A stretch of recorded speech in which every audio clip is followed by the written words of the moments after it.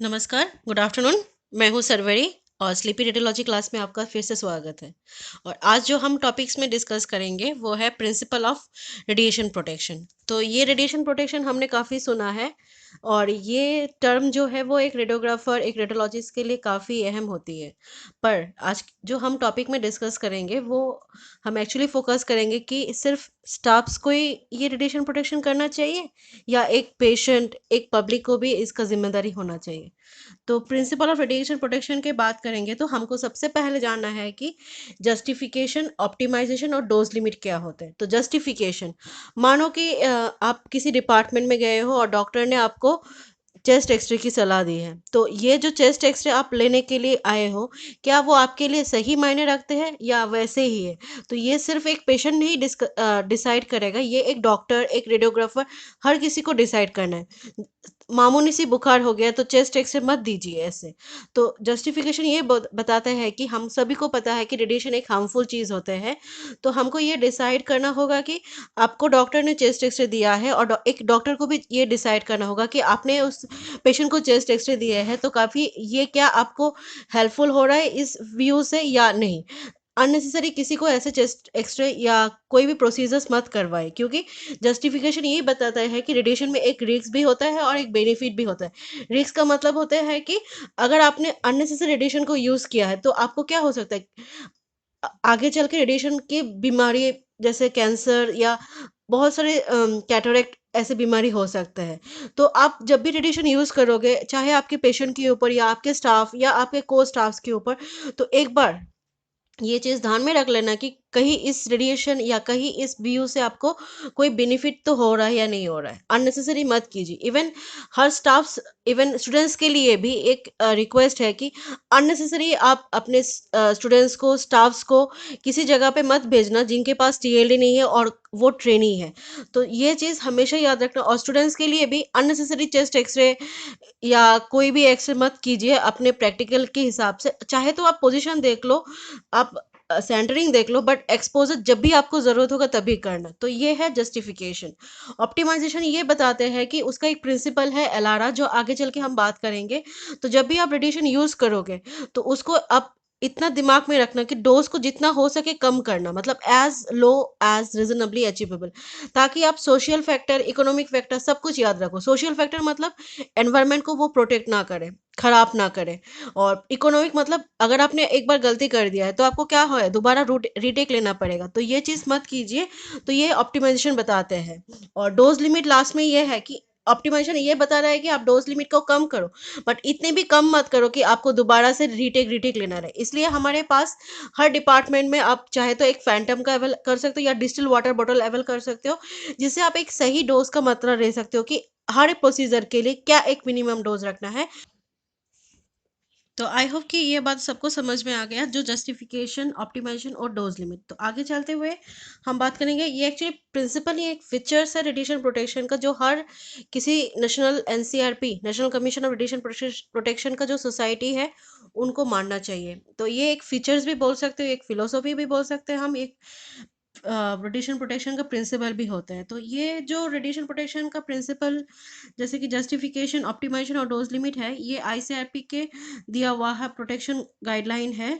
तो आपको ये सब मानना होगा। तो मतलब देखिए, ये यहाँ पर देखिए, ये लेडी अभी प्रेग्नेंट है, तो आपको ये उनके ऊपर किसी एक्सरे करने से पहले या किसी रेडियोलॉजिकल एग्जामिनेशन करने से पहले जस्टिफाई करना होगा कि ये जो लेडी है उसको कोई इफेक्ट तो नहीं हो रहा है, अंदर में जो बेबी है उसको कोई इफेक्ट तो नहीं हो रहा है।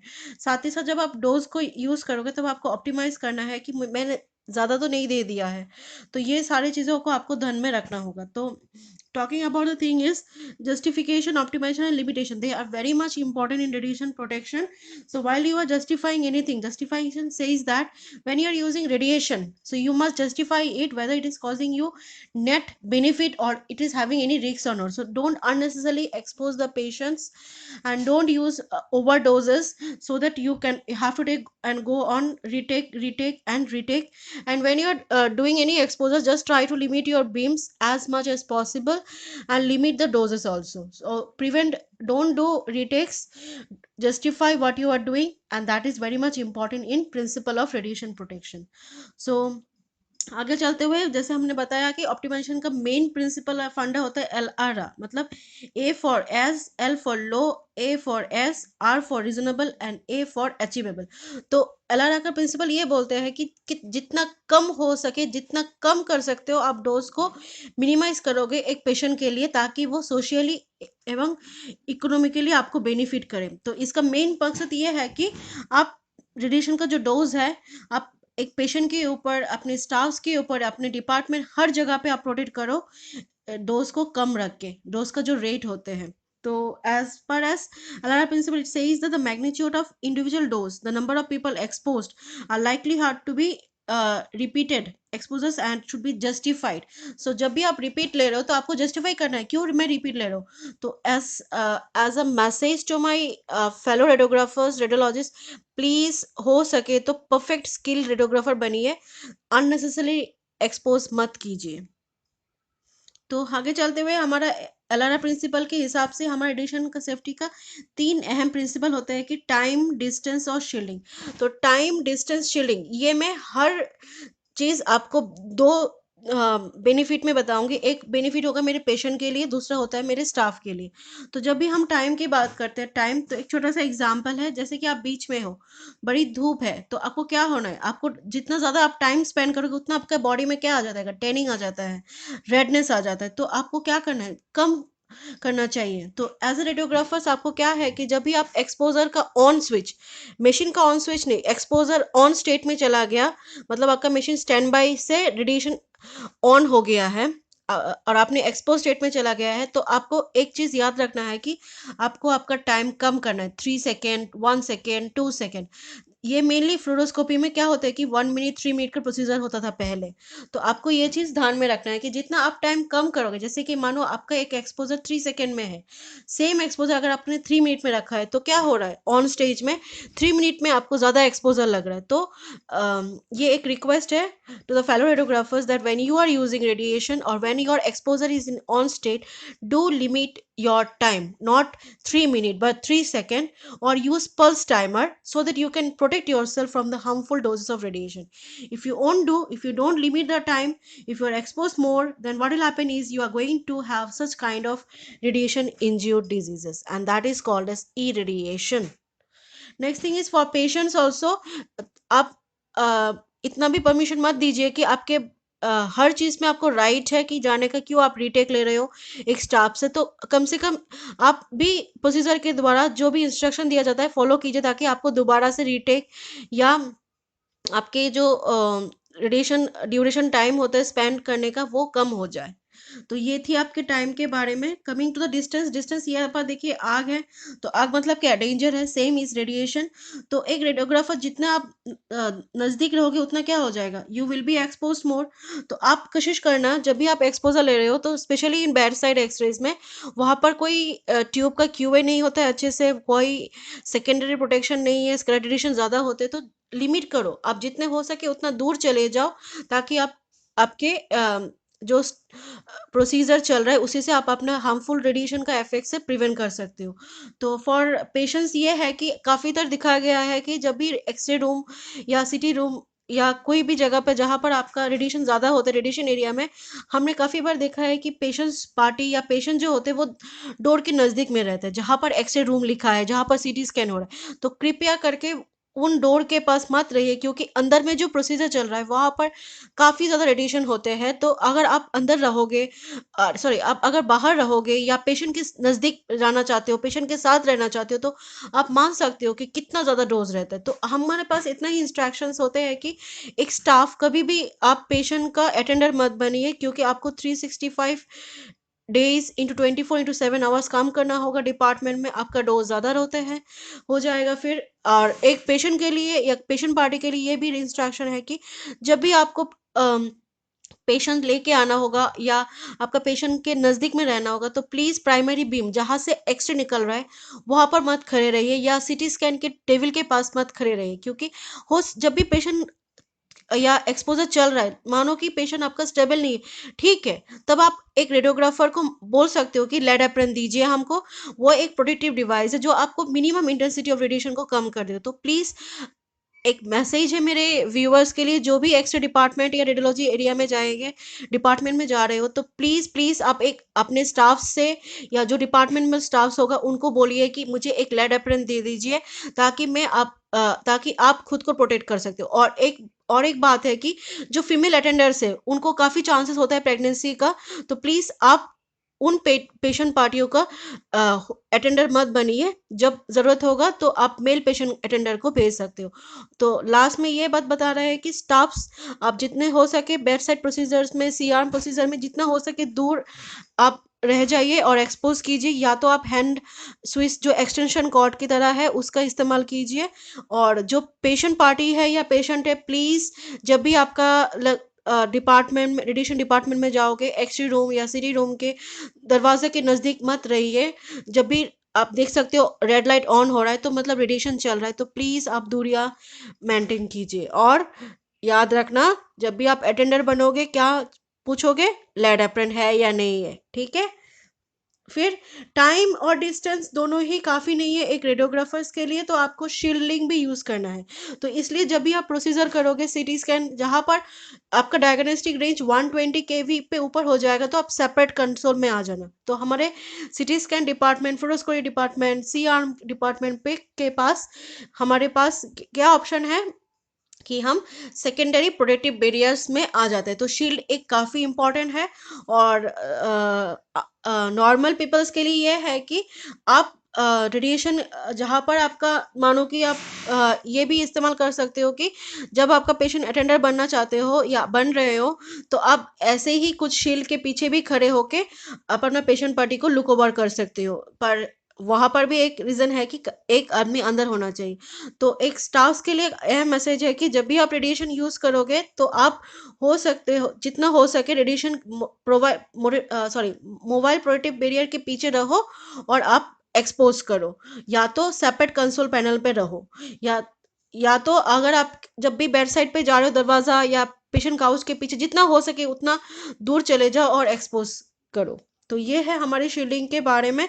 साथ ही साथ जब आप लोग डिपार्टमेंट प्लानिंग करोगे, जो हमारा कंस्ट्रक्टर्स है, आरएसओज है, तो कृपया ध्यान दीजिए कि एडिक्वेट शील्डिंग हो पूरे वॉल में, ताकि स्कैड रेडिएशन बाहर ना जाए और बाहर जो बच्चा खेल रहा है प्लेग्राउंड में या जो पब्लिक घूम रहा है उनको अफेक्ट ना करे। तो मिनिमम 1.5 mm लेड इक्विवेलेंट का शील्ड लगा दीजिए दरवाजा पे, वॉल्स में।